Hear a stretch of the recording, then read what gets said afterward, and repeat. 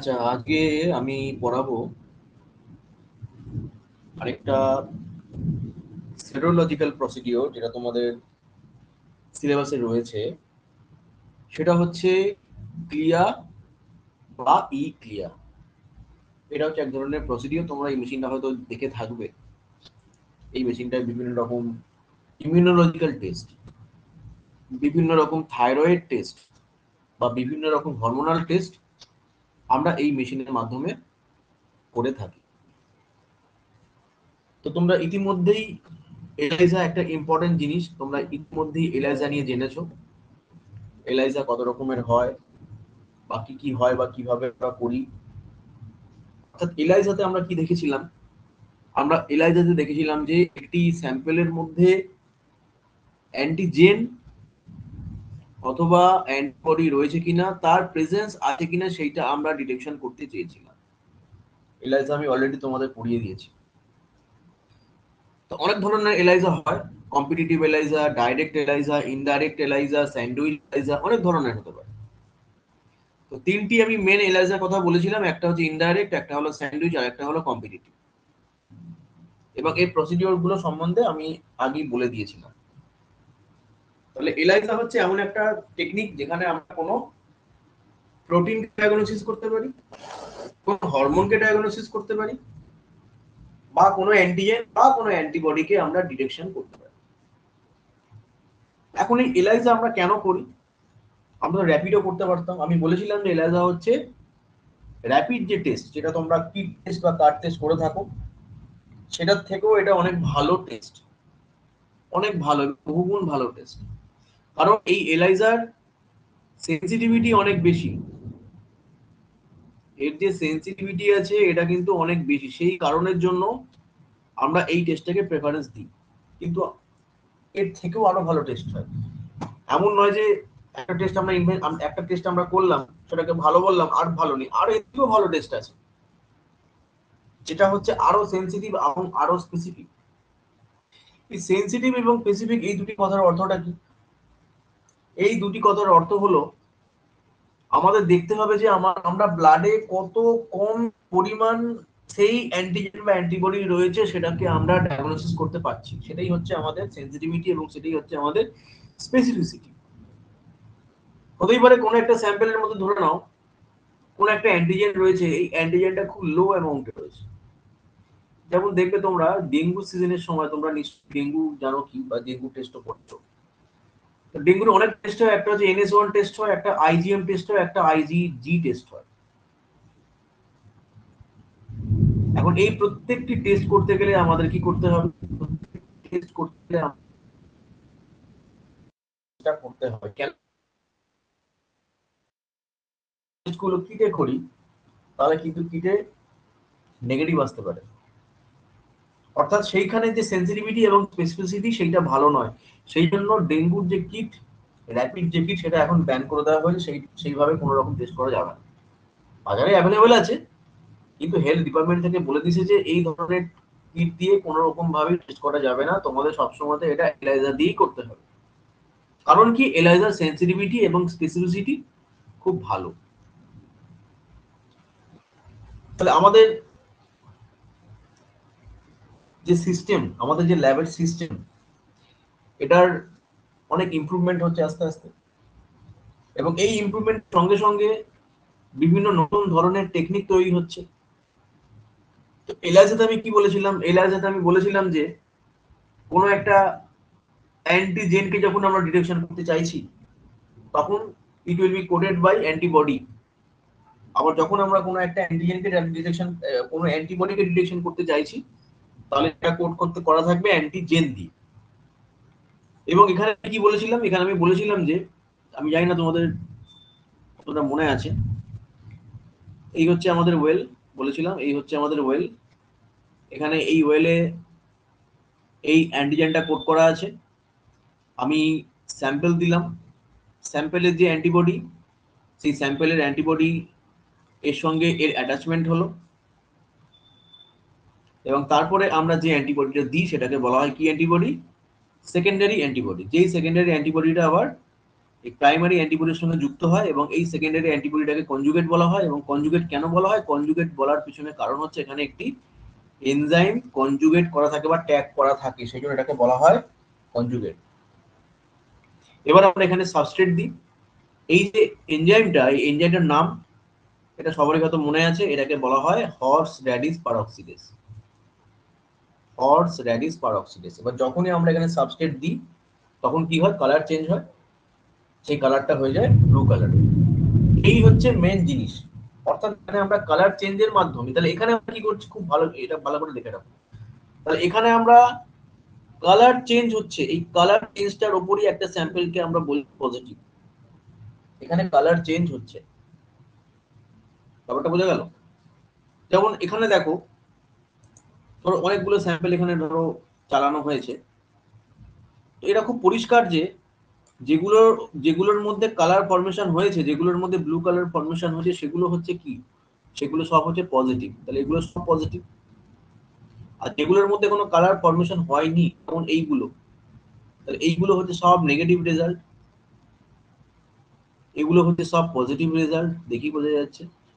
তাহলে আমরা একটা আইডিয়া করতে পারি, তাহলে এখানে কি হচ্ছে? এখানে একটা কালার চেঞ্জ হচ্ছে। তাহলে এই কালার চেঞ্জটাকে আমরা মেজারমেন্ট করছি। তাহলে এখানে কি হচ্ছে? এখানে there will be colour change, colour change হচ্ছে। এবং এই যে কালার চেঞ্জের ইন্টেন্সিটি বা এই কালার চেঞ্জের যে অপটিক্যাল ডেনসিটি, সেইটাকে আমরা মেজারমেন্ট করছি এবং আমরা সেই অপটিক্যাল ডেনসিটি মেজারমেন্ট করে একটা রেজাল্ট আমরা দিতে পারছি। এটা হচ্ছে এলাইজার পাতি প্রিন্সিপাল। কিন্তু এলাইজাতেও কিছু কিছু ড্রব্যাকস রয়েছে, কারণ খুব কম অ্যামাউন্টে যেগুলো হরমোন হয় সেগুলো অনেক সময় এলাইজাতে ঠিকঠাক ভাবে ডিটেকশন করা যায় না। তখন আমাদের কি করতে হবে? তখন আমাদের আরেকটি প্রসেস অবলম্বন করতে হবে, যে প্রসেসটা এর থেকেও ভালো। এখানে এরকম কোনো কালার ফরমেশন হবে না, উল্টে এক ধরনের লাইট ফরমেশন হবে। কি বললাম? কোনো কালার ফরমেশন হবে না, এখানে এক ধরনের কি হবে? লাইট ফরমেশন হবে, এক ধরনের। এটাকে বলা হয় লুমিনিসেন্স বা ইলুমিনেট করবে বা লুমিনেট করবে, সেটাকে বলা হয় ক্লিয়া বা কেমিলিউমিনেসেন্স ইমিউনো অ্যাসিড। এটাকে বলা হয় ক্লিয়া কেমিলিউমিনেসেন্স ইমিউনো অ্যাসিড। তো এইটা হচ্ছে তার ইনস্ট্রুমেন্ট। দু রকম জিনিস রয়েছে, একটা হচ্ছে সেমি অটোমেটিক। সেমি অটোমেটিককে বলা হয় ক্লিয়া বা কেমিলিউমিনেসেন্স ইমিউনো অ্যাসিড। এটা হলো সেমি অটোমেটিক, মানে জাস্ট লাইক এলাইজা, ঠিক এলাইজার মতোই। তাহলে এটা হলো সেমি অটোমেটিক, এটা হলো semi automatic just like ELISA. আর এইটা হলো ফুললি অটোমেটিক, এটা হলো ফুললি অটোমেটিক। তো এই জিনিসগুলো কি একটু সেটা একটু আমরা দেখে নিই, কিভাবে এই জিনিসগুলো কাজ করে, কিভাবে এগুলো অ্যাকচুয়ালি ফাংশন করে। প্রথম কথা হচ্ছে কেন আমরা ক্লিয়ার ইউজ করছি। আচ্ছা, এই যে মেশিনটা দেখতে পাচ্ছি, এই মেশিনটা হচ্ছে অ্যাকচুয়ালি কোবাস E411। এটা খুব ফেমাস একটা মেশিন, যেই মেশিনটা দিয়ে বিভিন্ন রকম হরমোন, অ্যান্টিজেন, অ্যান্টিবডি ডিটেকশন করা যায়। খুব ভালো একটা মেশিন, এটাকে বলা হয় ই ক্লিয়ার। আর ক্লিয়ার হচ্ছে সেমি automatic just like ELISA.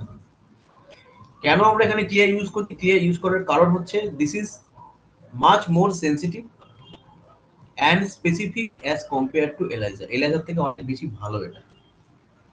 Clear detection limit 10⁻⁻18 মোল, মানে অনেক অনেক অনেক কম অ্যামাউন্টে যদি কোনো এলিমেন্ট থাকে সেটাকেও কিন্তু এর ডায়াগনোসিস করে দিচ্ছে। আবার ই ক্লিয়ার যদি দেখি আমরা, ই ক্লিয়ার সেনসিটিভিটি বা ডিটেকশন লিমিট আরো কম। একটা ইনস্ট্রুমেন্টের ডিটেকশন লিমিট যত কম হবে সেই মেশিনটাকে আমরা তত ভালো মেশিন বলবো। একটা মেশিনের ডিটেকশন লিমিট যত কম হবে আমরা সেই মেশিনটাকে তত ভালো মেশিন বলবো।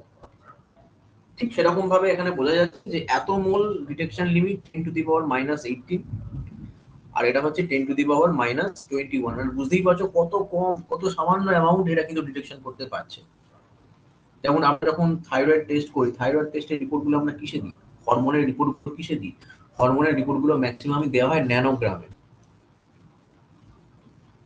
ন্যানোগ্রামে রিপোর্টটা করা হয়, এটা বুঝতেই পারছো।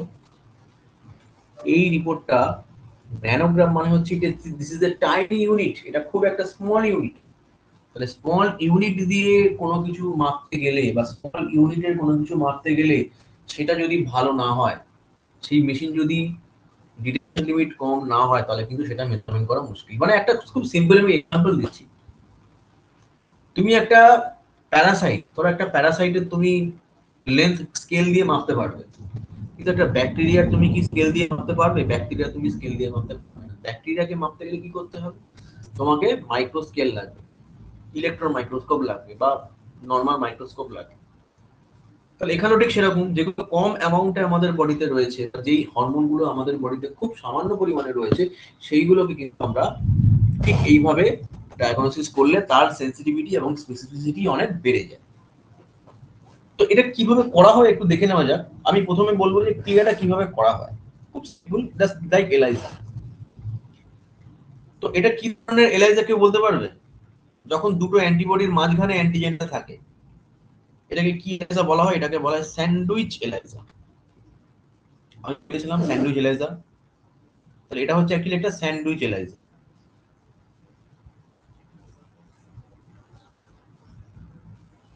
স্যান্ডউইচ এলাইজার পিকচার, কিন্তু এটা তো এলাইজা নয়, এটা হচ্ছে অ্যাকচুয়ালি ক্লিয়া। এই যে টেকনিকটা, এটা হচ্ছে অ্যাকচুয়ালি ক্লিয়া। তো কি হচ্ছে একটু দেখে নেওয়া যাক ভালো করে, ঠিক আছে? দেখো, তো ধরো কোনো আমি একটা আমার স্যাম্পেলে কোনো একটা অ্যান্টিজেন রয়েছে, ধরো একটা অ্যান্টিজেন দেখতে পাচ্ছ, ধরো T3 রয়েছে, থাইরয়েড হরমোন রয়েছে, T3 হরমোন আমার ব্লাডের মধ্যে রয়েছে। এই হরমোনটাকে আমাকে ডায়াগনোসিস করতে হবে, বা ধরে নাও এটা কোনো একটা অ্যান্টিজেন ব্লাডের মধ্যে প্রেজেন্ট রয়েছে। তাহলে আমি ক্লিয়াতে কি করব? প্রথম ক্লিয়াতে যেরকম এলাইজার মতো ওয়েলস, ক্লিয়াতেও ঠিক একই রকম ওয়েলস হবে। এলাইজাতে যা ওয়েলস ইউজ করা হয়, ক্লিয়াতেও সেই একই ওয়েলস ইউজ করা। শুধুমাত্র কি করা হয়, এখানে দেখো, ধরো এখানে এটা T3 যদি হয়, এই অ্যান্টিজেনটা যদি T3 হয়, তাহলে আমাদের যেহেতু এটা একটা অ্যান্টিজেন, সুতরাং আমাদের যে ওয়েলসটা সেটা দিয়ে কোড করতে হবে, T3 অ্যান্টিবডি দিয়ে কোড করতে হবে। তখন পরের স্যাম্পলে যখন অ্যাড করব, তখন T3 অ্যান্টিজেনটা এই অ্যান্টিবডির সঙ্গে বাইন্ড করবে। খুব সিম্পল ব্যাপার, একদম জাস্ট লাইক ইলাইজা। এবার আমরা কি করব? ওয়াশ করব, ইনকিউবেট করব, ইনকিউবেট করে ওয়াশ করব, ওয়াশ করে অ্যাড করব, ওয়াশ করে অ্যাড করব সেকেন্ডারি অ্যান্টিবডি, যেটাকে বলে কনজুগেট। তাহলে এটা একটা ব্ল্যাক কালারটা কনজুগেট অ্যান্টিবডি, এবং উপরে কি রয়েছে? উপরে রয়েছে হর্স র্যাডিশ পারঅক্সিডেজ, এইচআরপি রয়েছে। এটা সিম্পল ব্যাপার, জাস্ট লাইক এলাইজা। এইবার আমরা কি অ্যাড করব? এইবার আমরা অ্যাড করব এখানে লুমিনল বলে একটা কম্পাউন্ড। আমরা যখন আগে কি অ্যাড করছিলাম, ওখানে আমরা অ্যাড করছিলাম আমাদের সাবস্ট্রেট, টিএমবি সাবস্ট্রেট অ্যাড করছি, টেট্রা মিথাইল বেনজিডিন অ্যাড করছিলাম, যার জন্য কি হচ্ছিল? নীল হয়ে যাচ্ছিল সলিউশনটা। কিন্তু এখানে আমরা একটা জিনিস ইউজ করব বা একটা কেমিক্যাল ইউজ করব, যেই কেমিক্যালটাকে বলা হয় লুমিনল। একরকম, জাস্ট আমরা এখানে ইউজ করছি কি? লুমিনল। এবার এই লুমিনল জিনিসটা কি? লুমিনল একটা কেমিক্যাল কম্পাউন্ড, যেটা কেমিলিউমিনেসেন্স প্রোডাকশন তৈরি করে, বা কি করে একটা, কি বলবো, একটা ব্লু লাইট তৈরি করে যখন এটা কোনো একটা কিছুর সঙ্গে রিঅ্যাকশন করে। ব্যাপারটা বোঝা গেল? অর্থাৎ এটা একটা কেমিক্যাল, যে কেমিক্যালটা একটা কেমিলিউমিনেসেন্স রিঅ্যাকশন তৈরি করে, ফলে এখানে একটা ব্লু গ্লোয়িং লাইট তৈরি হয়। কি বললাম? Blue glowing light. তার মানে এখানে কিন্তু কোনো কালার চেঞ্জ হচ্ছে না, এটুকু বোঝা গেল। এখানে কোনো কালার চেঞ্জ হচ্ছে না।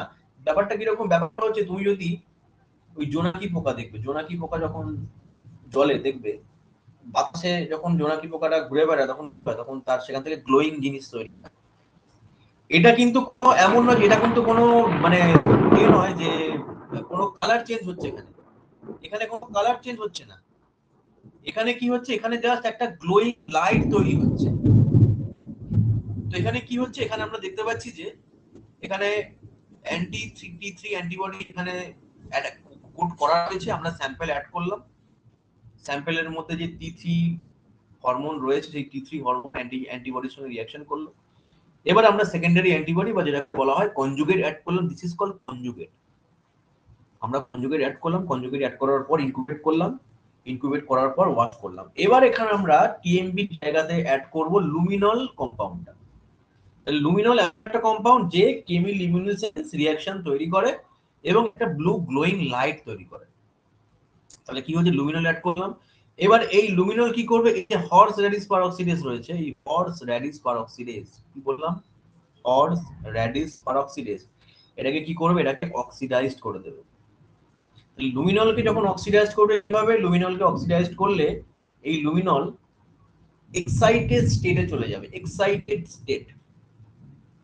এবার এক্সাইটেড স্টেট থেকে যখন গ্রাউন্ড স্টেটে আবার ব্যাক করবে, তখন কি হবে, তখন সে এক্সট্রা যে এনার্জি, সেই এনার্জিটা অ্যাজ এ লাইট রিলিজ করবে। ব্যাপারটা বোঝা গেল? তাহলে লুমিনলকে তুমি এইচআরপি দিয়ে এক্সাইটেড করলে, অক্সিডাইজড করলে, কি বলে, অক্সিডাইজড স্টেটে চলে গেল, উত্তেজিত হয়ে গেল। এ উত্তেজিত হয়ে গেল, আবার কি হলো, আবার যে যখন আবার নর্মাল গ্রাউন্ড স্টেটে ফিরে আসবে, তখন কি হবে, তখন এই কিছুটা এনার্জি রিলিজ করবে। এই যে রিলিজ করছে এনার্জিটা, এই যে এনার্জিটা রিলিজ করছে, এটাই আমরা অ্যাজ এ লাইট দেখতে পাচ্ছি। এবং এই লাইটের ইন্টেন্সিটি, সেটা আমাদের মাপতে হবে। এই হচ্ছে এখানে বেসিক কনসেপ্ট। তাহলে কি বললাম, আমরা আগে যেমন ইউজ করছিলাম TMB substrate in case of ELISA, যেখানে এইচআরপির সঙ্গে এইচ2 এর সঙ্গে রিঅ্যাকশন করে টিএমবি সাবস্ট্রেটের কালার চেঞ্জ হয়ে কি হয়ে যাচ্ছিল, ব্লু কালার হয়ে যাচ্ছিল। কিন্তু এখানে কালার চেঞ্জ হচ্ছে না, এখানে লুমিনল অক্সিডাইজড হচ্ছে এবং সে চলে যাচ্ছে এক্সাইটেড স্টেটে। ধরো একজন খুব বেশি উত্তেজিত হয়ে পড়েছে, ঠিক আছে, সে যখন খুব উত্তেজিত, মানে উত্তেজিত হওয়া মানে কি, উত্তেজিত হওয়া মানে তার শরীরে প্রচুর শক্তি রয়েছে, তাই তো? একজন ব্যক্তি যখন উত্তেজিত হয়ে যাচ্ছে কোনো কারণে, খুব রেগে গেছে বা উত্তেজিত হয়ে গেছে, তার শরীরে প্রচুর শক্তি। এইবার সে যখন আবার শান্ত হয়ে গেল, তখন কি হলো, তার এই এনার্জিটা আর রইলো না, সেই যে উত্তেজিত হয়ে গেল যে এনার্জিটা ছিল, তখন সেই এনার্জিটা কি করলো, সেই এনার্জিটা সে রিলিজ করে দিল। এখানেও ঠিক সেরকম, একজন লুমিনল এক্সাইটেড স্টেটে চলে গেছে। অ্যাকচুয়ালি দেখো, এটা অ্যাকচুয়ালি রিঅ্যাকশন আমি এখানে দেখিয়েছি, অ্যাকচুয়ালি এটা হচ্ছে এক্সাইটেড স্টেজ। এই 3 অ্যামাইনো প্যাটালেট, এই যে কম্পাউন্ড, এটা এক্সাইটেড স্টেট। আবার এক্সাইটেড স্টেট থেকে কি হলো, যখন গ্রাউন্ড স্টেটে চলে গেল, তখন কি হলো, এ যে এক্সেস এনার্জিটা, মানে একজন লোক উত্তেজিত হয়ে পড়েছে, সে আবার যখন শান্ত, কি করলো, তার এনার্জিটা লুজ করলো। এবং এই যে লুজ করলো যে এনার্জিটা, যে রিলিজ করলো যে এনার্জিটা, সেই এনার্জিটা আমরা একটা লাইট হিসেবে দেখতে পাই। এই লাইটের ইন্টেন্সিটিটাকেই এখানে আমাদের মেজারমেন্ট করা হয়। এবং এই লাইটের যে ইন্টেন্সিটি, এটাকে বলা হয় রিলেটিভ লাইট ইউনিট। কি বললাম, এই যে লাইট, এই লাইটের যে ইন্টেন্সিটি, এটাকে মাপা হয় এবং এটাকে বলা হয় রিলেটিভ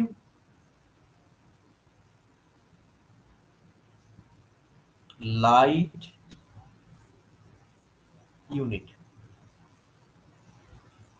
বা সংক্ষেপে এটাকে অনেক সময়তে আর এল ইউ বলা হয়। এবার এই আর এল ইউ অর্থাৎ relative light unit, light unit is the proportional to the concentration of the sample। তাহলে এইটাই হচ্ছে মেন জিনিস, ঠিক জাস্ট লাইক এলাইজা। এলাইজাতে আমরা কি দেখেছিলাম, কালারের ঘনত্ব, গাঢ়ত্ব, অপটিক্যাল ডেনসিটি যত বেশি হবে, তত সেই স্যাম্পলটার মধ্যে তত বেশি অ্যান্টিজেন অ্যান্টিবডি প্রেজেন্ট থাকবে। ক্লিয়ার ক্ষেত্র ঠিক সেরকম, যত বেশি লাইট তৈরি হবে, যত বেশি লাইট এখানে তৈরি হবে, সেই লাইটটা ফটোসেল রয়েছে, সেই ফটোসেল মেজার করবে এবং সে দেখবে কতটা লাইট রয়েছে, সেই লাইটটা সেই স্যাম্পলের অ্যান্টিজেন অ্যান্টিবডি বা থাইরয়েড, কোনো কিছু হতে পারে, হরমোন হতে পারে, তাদের সঙ্গে প্রপোর্শনাল হবে। এই হচ্ছে বেসিক কনসেপ্ট অফ ক্লিয়ার। তাহলে এটা সম্পূর্ণভাবে আমরা কিভাবে করে থাকি না, ম্যানুয়ালি যেরকম এলাইজা করা হয়, ঠিক সেরকম ভাবে আমরা এটা করে থাকি। এইবার আমি কি বললাম, আমি বললাম যে আমাদের সিস্টেম, আমাদের ল্যাবরেটরির যে সিস্টেম ম্যানেজমেন্ট, এরা দিনকে দিন আপডেটেড হচ্ছে। সুতরাং প্রথমে যেমন কলোরিমিটার ছিল, তারপর এলো সেমি অটো, তারপর এলো ফুল অটো বায়োকেমিস্ট্রি। এখানেও তার মডিফিকেশন হচ্ছে, এখানেও তার বিভিন্ন রকম নতুন নতুন সিস্টেম আসছে। এবার যে সিস্টেমটা আসছে, সেই সিস্টেমটাকে বলা হয় E clear, electrochemiluminescence immunoassay. Electrochemiluminescence immunoassay, এটা আরো ভালো এবং এটা হচ্ছে অটোমেটিক ভার্সন অফ ক্লিয়ার। এটাকে আমরা বলতে পারি অটোমেটিক ভার্সন বা auto version, automatic version of clear, অর্থাৎ সেমি অটোমেটিকের অটোমেটিক ভার্সন যেমন ফুল অটোমেটিক অ্যানালাইজার, এখানে ঠিক সেরকম যেটা আমি এতক্ষণ বললাম সেইটার অটোমেটিক ভার্সন হচ্ছে ই ক্লিয়ার। এই যে মেশিনটা দেখতে পাচ্ছ এইটা খুব ফেমাস একটা মেশিন, এটাকে বলা হয় কোবাস E411, খুব ফেমাস একটা মেশিন। ম্যাক্সিমাম জায়গাতে ম্যাক্সিমাম বায়োকেমিস্ট্রি ল্যাবেতেই যেখানে কোয়ালিটির ভালো কাজ হয় সেখানে এই ইনস্ট্রুমেন্ট রয়েছে, খুব ভালো একটা ইনস্ট্রুমেন্ট। সমস্ত রকমের ইমিউনোলজিক্যাল অ্যাসে, অর্থাৎ যেখানে অ্যান্টিজেন অ্যান্টিবডি রিঅ্যাকশন রয়েছে সেই টেস্টগুলো কিন্তু এই ই ক্লিয়ার মাধ্যমে খুব ভালোভাবে করা যায় এবং এই মেশিনে খুব ভালো একটা রেজাল্ট আসে, খুব ভালো একটা মেশিন। তাহলে এই মেশিনে কিভাবে মেজারমেন্ট করা হয় সেটা দেখে নেওয়া যাক। এখানে যে এখানে মেশিনের মধ্যে যেই মেথডে বা যেই প্রিন্সিপালে মেজারমেন্টটা করা তাকে বলা হয়, এটাকেও বলা হয় ক্লিয়ার, তার সঙ্গে একটা জিনিস অ্যাড রয়েছে যেটাকে বলা হয় ইলেকট্রো কেমিলিউমিনেসেন্স ইমিউনো অ্যাসে। এখানে একটাই এক্সট্রা রয়েছে সেটা হচ্ছে ইলেকট্রো। এবার কেন ইলেকট্রো সেটা দেখে নেওয়া যাক। এখানে দেখে নেওয়া যাক আমরা এই রিয়েজেন্ট রয়েছে, সেই রিয়েজেন্টে আমরা কি কি ইউজ করি। ধরো আমরা এখানে একটা এক্সাম্পল আমি বলছি, কোন একটি স্যাম্পলের আমরা থাইরয়েড মেজারমেন্ট করছি, T3 মেজারমেন্ট করছি। তাহলে আমরা একটা স্যাম্পলের কোন স্যাম্পলের কি মেজারমেন্ট করছি না T3 মেজারমেন্ট করছি, T3 থাইরয়েড হরমোন মেজারমেন্ট করছি। তাহলে আমাদের রিয়েজেন্টের মধ্যে কি কি থাকবে? রিয়েজেন্টের মধ্যে থাকবে এমন একটি অ্যান্টিবডি যেই অ্যান্টিবডিটা হচ্ছে থাইরয়েড হরমোনের এগেইনস্টে বানানো। ব্যাপারটা বোঝা গেল? এই যে এখানে দুটি অ্যান্টিবডি থাকে, এই দুটি অ্যান্টিবডি, এই যে দুখানা অ্যান্টিবডির কথা বললাম, এই দুটি অ্যান্টিবডি কিন্তু থাইরয়েড হরমোনের এগেইনস্টে বানানো একটা অ্যান্টিবডি, অ্যান্টি-3 অ্যান্টিবডিটাকে বলা হয়। এবার কি হচ্ছে, এবার এখানে দু রকম অ্যান্টিবডি দেখতে পাচ্ছ, এই হচ্ছে একরকম, এই হচ্ছে এক নম্বর অ্যান্টিবডি, এই হচ্ছে দু নম্বর অ্যান্টিবডি, দুটোই হচ্ছে কিন্তু থাইরয়েড হরমোনের অপোজিটে বানানো একটা অ্যান্টিবডি। প্রথম যে অ্যান্টিবডি দেখো, এই প্রথম অ্যান্টিবডিতে একটি জিনিস ট্যাগ করা রয়েছে যেটা গ্রিন কালার দিয়ে দেখানো রয়েছে, এটাকে বলে রুথেনিয়াম। কি বললাম? রুথেনিয়াম। কেন আসছে আমি সব বলে দেবো, কেন রুথেনিয়াম, কেন কি সব বলে দেবো, আগে জেনে নাও ব্যাপারটা। তাহলে এটা হচ্ছে রুথেনিয়াম। সেকেন্ড যে অ্যান্টিবডিটা, এটাও হচ্ছে T3 এগেইনস্টই বানানো একটা অ্যান্টিবডি, যেই অ্যান্টিবডিটার মধ্যে আরেকটা জিনিস ট্যাগ করা আছে যেটাকে বলা হয় বায়োটিন। ক্লিয়ার হলো? আরেকটা জিনিস এখানে রয়েছে, that is magnetic bead. Magnetic bead is coated by streptavidin. তাহলে এখানে এই ব্ল্যাকটা হচ্ছে ম্যাগনেটিক বিড আর ইয়েলোটা হচ্ছে স্ট্রেপ্টাভিডিন। ঠিক আছে? এবং আরেকটা জিনিস থাকছে যেটাকে বলা হয় ট্রাইপ্রোপালামাইন বা টিপিএ, ট্রাইপ্রোপালামাইন অথবা টিপিএ। এই হচ্ছে আমার রিয়েজেন্টের কম্পোজিশন। তাহলে এবার কি হচ্ছে, এবার যখন আমি এই রিঅ্যাকশনটা করাবো তখন কি হচ্ছে ভালো করে দেখো। তাহলে এই ব্লু কালারের যেটা দেখতে পাচ্ছ এটা হচ্ছে T3 antibody, sorry T3 antigen বা T3 হরমোন।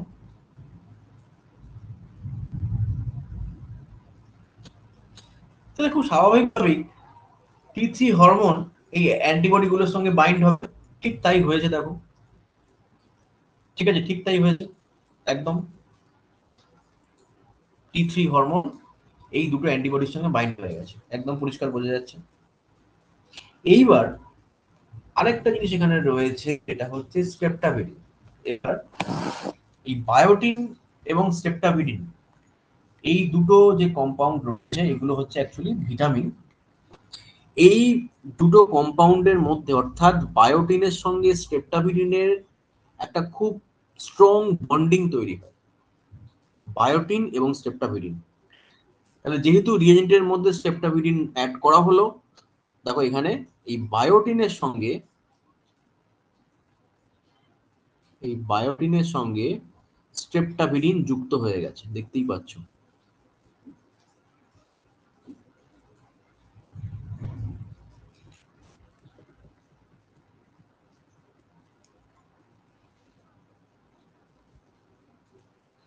বায়োটিনের সঙ্গে স্ট্রেপ্টাভিডিন যুক্ত হয়ে গেছে, অর্থাৎ বায়োটিনের সঙ্গে স্ট্রেপ্টাভিডিনের খুব একটা স্ট্রং বন্ডিং তৈরি হয়। ফলে আমরা একটা দেখতে পাচ্ছি কি, তাহলে এটা হলো আমার T3 হরমোন। এই অ্যান্টিবডিটা যেটা T3 এর এগেইনস্টে বানানো একটা অ্যান্টিবডি, যেখানে কি রয়েছে, যেখানে রুথেনিয়াম নামে একটা কম্পাউন্ড রয়েছে, একটা মেটাল রয়েছে, একটা মৌল রয়েছে।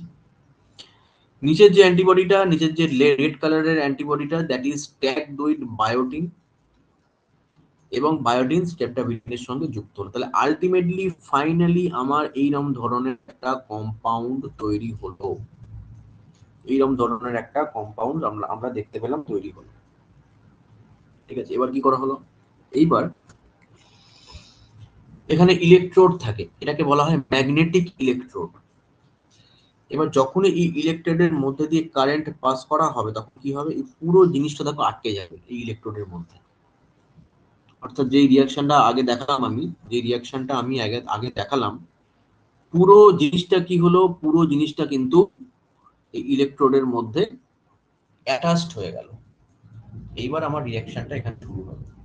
এইটুকু ক্লিয়ার? কোনো কোশ্চেন, কোনো প্রবলেম আছে? তাহলে এবার কি হলো, এই ইলেকট্রোডের মধ্যে এগুলি আটকে গেল। এবার কি হবে দেখো, এবার যখনই কারেন্ট পাস করবে, এবার এখানে একটা রিয়াকশন, এই জায়গাটা খুব খুব ইম্পর্টেন্ট একটা পার্ট, ভালো করে দেখো, খুব সোজা, এমন বোঝার অসুবিধা কিছু নেই এখানে। ঠিক আছে, ভালো করে দেখো।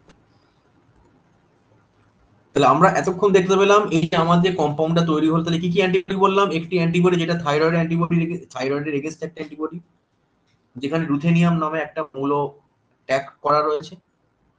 আরেকটি অ্যান্টিবডি যেটা হচ্ছে যেখানে বায়োটিন ট্যাগ করা রয়েছে। এবং 3 নম্বর হচ্ছে এখানে আমরা একটা ম্যাগনেটিক বিড অ্যাড করেছি, যেই magnetic bead is tagged by streptavidin. এবং আর কি কি রয়েছে, ট্রাইপ্রোপালামাইন রয়েছে। তাহলে এই তিনটে জিনিস বাইন্ড করলো, অর্থাৎ প্রথম ব্ল্যাক কালারের অ্যান্টিবডি, তাহলে thyroid hormone T3, black colour antibody, red colour antibody, এরা যুক্ত হলো। এবং যখন স্ট্রেপ্টাভিডিন অ্যাড করা হলো, তখন স্ট্রেপ্টাভিডিন বায়োটিনের সঙ্গে একটা স্ট্রং বন্ডিং তৈরি করলো, এবং ফাইনালি আমরা দেখতে পাচ্ছি যে এই কম্পাউন্ডটা তৈরি হলো। এইবার যেহেতু এখানে ম্যাগনেটিক ফিল্ড রয়েছে, ফলে কি হবে, এটা একটা ইলেকট্রোড এর মধ্যে অ্যাটাচড হয়ে যাবে, যেহেতু এটাও একটা ম্যাগনেটিক থিং। তাহলে অ্যাটাচড হয়ে গেল, এইবার রিঅ্যাকশন শুরু হবে, এইবার এখানে খেল শুরু হবে। কি হবে এখানে দেখো, এখানে যখন এই ইলেকট্রোডের মধ্যে দিয়ে কারেন্ট পাস করানো হবে, তখন কি হবে, এই যে রুথেনিয়াম যেটা, এই রুথেনিয়াম একটা ইলেকট্রন লস করবে। ইলেকট্রন লস করলে কি হবে, ইলেকট্রন লস করলে এ এক্সাইটেড স্টেটে চলে যাবে। দেখো, এটা হচ্ছে রুথেনিয়ামের এক্সাইটেড,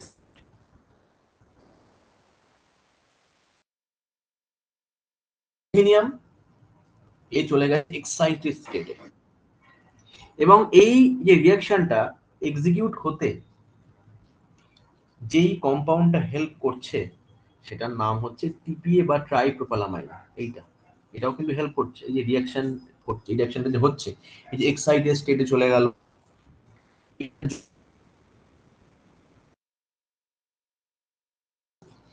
তাহলে এগুলো সব হচ্ছে এক্সাইটেড স্টেটে চলে গেল। এইবার যখনই এক্সাইটেড স্টেটে চলে যাবে, তখন এটা আবার কোথায় চলে আসবে না, আবার back to the ground state. তাহলে আবার গ্রাউন্ড স্টেটে চলে গেল, বলে না, খুব উত্তেজিত হয়ে গেল, রুথেনিয়ামকে উত্তেজিত করা হলো, আর কিচ্ছু নয়। এখানের কাজ হচ্ছে রুথেনিয়ামকে উত্তেজিত করা হলো, একটাই একটাই। এখানে আমরা কি করছি, এখানে আমরা রুথেনিয়ামকে উত্তেজিত করছি। এবং যখনই আমরা উত্তেজিত করছি, তখন কি হচ্ছে, এক মিনিট, জয়েন হতে পারছে না, এক মিনিট, তোমাদের জয়েন হতে পারছে না, তো অ্যাড করে দিলাম।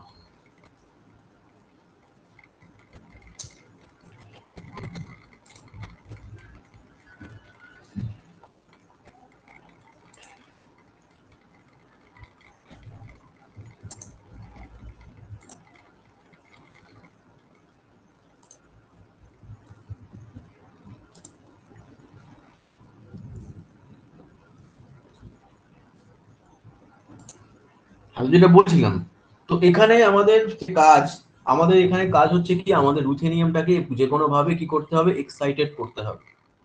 তাহলে রুথেনিয়ামকে যখন আমরা এক্সাইটেড করে দিচ্ছি তখন যে এক্সাইটেড স্টেটে চলে যাচ্ছে, এটা রেড কালারের বক্সের মধ্যে দেখানো রয়েছে। এবার যখন আমরা এটাকে আবার গ্রাউন্ড স্টেটে ফিরিয়ে আনবো তখন কি হবে, কোনো একটা এলিমেন্ট যখন এক্সাইটেড স্টেটে চলে যায় এবং সে যখন আবার গ্রাউন্ড স্টেটে ব্যাক করে তখন কি হয়, সে একটা এনার্জি রিলিজ করে। এবং এখানে এই এনার্জি রিলিজটা আমি একটা এই জিনিসটা দিয়ে দেখিয়েছি, ঠিক আছে। অর্থাৎ কি করছে, এখানে এক ধরনের লাইট তৈরি হচ্ছে যেটা অনেকটাই ফ্লোরোসেন্সের সঙ্গে সামঞ্জস্যপূর্ণ, বা অনেকটা ওর মতো সিমিলারিটি রয়েছে। তাহলে এই যে লাইটটা তৈরি হচ্ছে, এই যে একটা ব্লু কালারের লাইট তৈরি হচ্ছে, এই লাইটটাই আমরা মাপি। অর্থাৎ এই লাইটের ইন্টেন্সিটি যত বেশি হবে আমার ওই স্যাম্পলের মধ্যে সেই হরমোন, সেই অ্যান্টিজেন অথবা সেই অ্যান্টিজেনটি তত বেশি পরিমাণে থাকবে। এবং এই যে লাইটটি, এই যে দেখতে পাচ্ছ এটা একটা ব্লিঙ্ক করছে, দেখতে পাচ্ছ সবাই নিশ্চয়ই, এই যে ব্লিঙ্ক করছে অর্থাৎ কি হচ্ছে, লাইট তৈরি হচ্ছে। এবং এই লাইটটা কি হচ্ছে, একটা এখানে ফটোসেল রয়েছে, দিস ইজ ফটোসেল। এই লাইটটাকে, এটাকে বলা হয় ফটোসেল।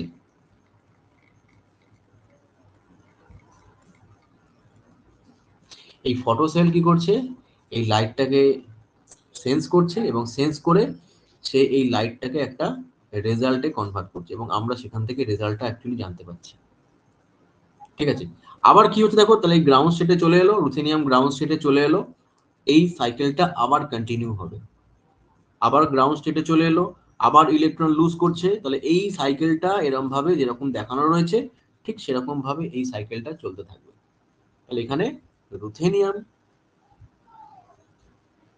কিভাবে কাজ করছে, এখানে অ্যাকচুয়ালি আমরা আগে আগে যেমন দেখছিলাম, এখানে আমরা এলাইজায় দেখেছি যে কালার চেঞ্জ হচ্ছে, অর্থাৎ টিএমবি সাবস্ট্রেট যেটা, সেটা কালার চেঞ্জ করে ফেলছে। এখানে কি হচ্ছে, এখানে ruthenium is the most important part of the nuclear.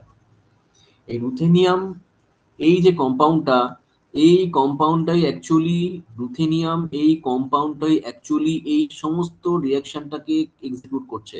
এবং আমাদের যে প্রাইম গোল, প্রাইম যে এম যেটা, সেটা হচ্ছে রুথেনিয়ামকে এক্সাইটেড করা এবং রুথেনিয়ামকে এক্সাইটেড করে তার আবার গ্রাউন্ড লেভেলে ফিরিয়ে আনা। তাহলে একটা এক্সাইটেড স্টেট থেকে যখন কেউ গ্রাউন্ড লেভেলে ফিরে আসছে, এক্সাইটেড থেকে যখন কোনো গ্রাউন্ড লেভেলে ফিরে আসছে তখন সে কি লুজ করছে, এনার্জি রিলিজ।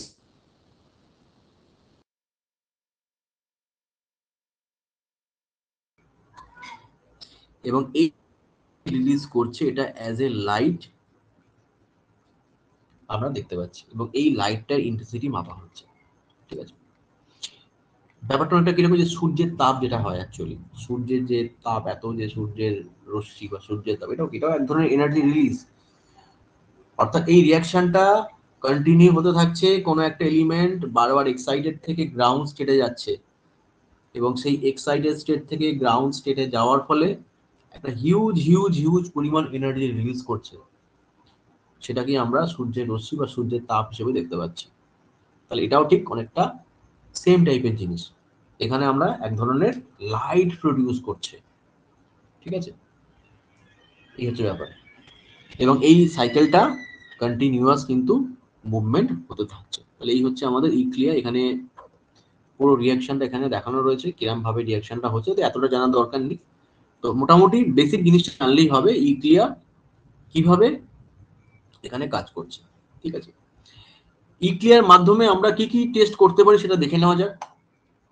ইউক্লিয়ার মাধ্যমে এখন সবকিছু টেস্ট করাই পসিবল হচ্ছে। এক নম্বর হচ্ছে serological test.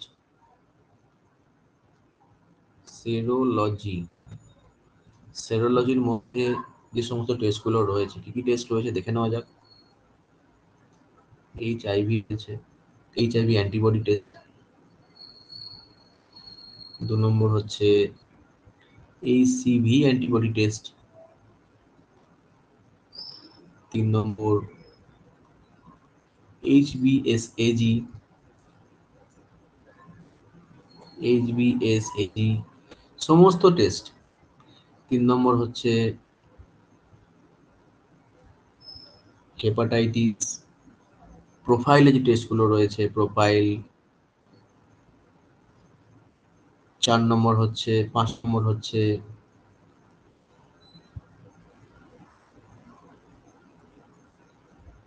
Leptospira, scrub typhus,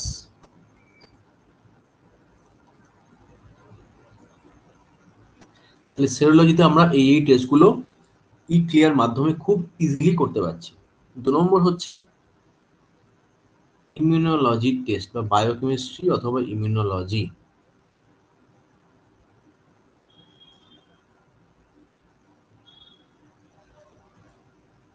ইমিউনোলজিতে আমরা ই ক্লিয়ার মাধ্যমে কি টেস্ট করতে পারছি? সমস্ত টেস্টই করতে পারছি। যেমন 1 নম্বর থাইরয়েডের মধ্যে টিএসএইচ করতে পারছি, T3 করতে পারছি, T4 এখান থেকে আমরা করতে পারছি, এবং 2 নম্বর হচ্ছে all types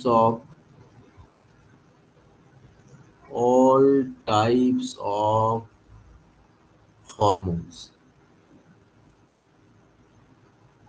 all types of hormones, ঠিক আছে। 3 নম্বর প্রোক্যালসিটন,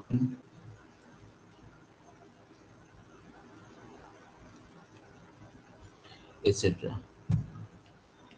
তাহলে এতগুলো টেস্ট আমরা ই ক্লিয়ার মাধ্যমে করতে পারছি। তাহলে ই ক্লিয়ার একটা এমন প্রসেস, যেই প্রসেসটার মাধ্যমে আমরা খুব ভালোভাবে, খুব স্পেসিফিক্যালি এবং খুব নিখুঁতভাবে আমরা কোনো একটা টেস্টের রেজাল্ট জেনারেট করতে পারি। কিন্তু এর কিছু ডিসঅ্যাডভান্টেজেস রয়েছে। সবকিছুরই অ্যাডভান্টেজ এবং ডিসঅ্যাডভান্টেজ থাকে। এর ডিসঅ্যাডভান্টেজ একটাই, সেটা হচ্ছে খুব কস্টলি। এলাইজা বা র্যাপিড টেস্ট যেগুলো হচ্ছে অনেক চিপ, এলাইজা কিন্তু অনেক চিপ, কিন্তু ই ক্লিয়ার যে টেস্টগুলো সেগুলো কিন্তু ভীষণ কস্টলি হয়ে থাকে।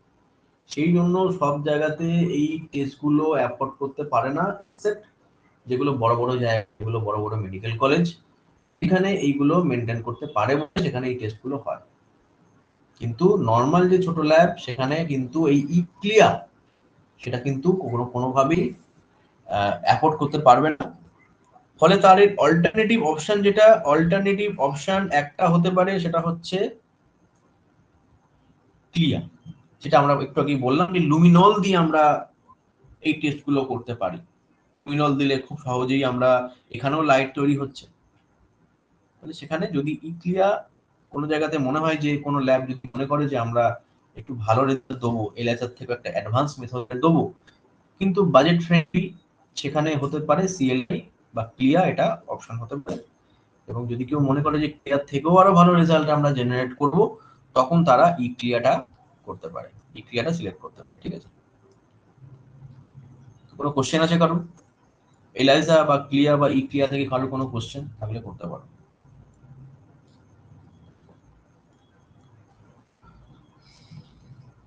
তোমাদের সিলেবাস মোটামুটি শেষ।